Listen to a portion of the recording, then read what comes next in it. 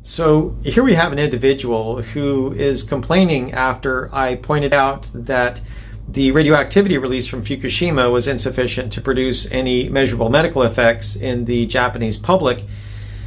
The complaint being that I am being dismissive of the evacuation. And I most sincerely am not wanting to dismiss that. That was huge. That is a huge impact. What I would also like to point out, though, is that that is a very conservative thing. We do that here in the United States.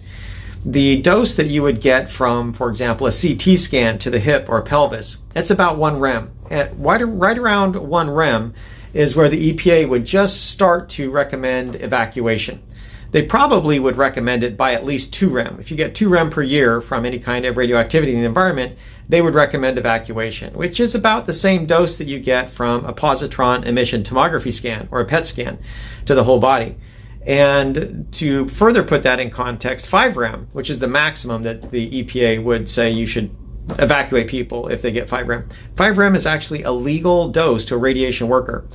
It's well below any measurable medical effects. And so it doesn't make a whole lot of sense to some people why we would do that, make somebody move if you don't expect any measurable medical effects. It's a conservative measure. It's simply because you don't want them to be getting 5 rem here, 5 rem there, 5 rem in multiple places.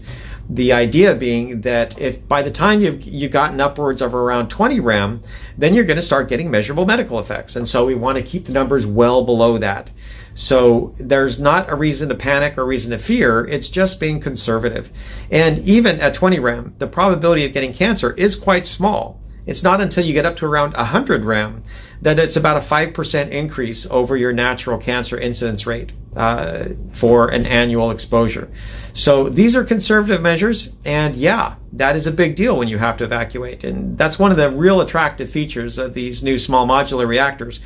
If they did have a meltdown and they had a catastrophic failure, the evacuation zone would be within the fence, not like our old 1970s reactors that we're using today, where the evacuation zone is much further out. So the newer tech is much more impressive. The older tech is impressive, is just not as good as we would like it to be, which is why we've come out with newer generation, newer technology, much more impressive and rigorous safety features. So thanks for the comment. I hope that helped. I don't think the comment was meant to be nice, but I hope the response was. So have a good day.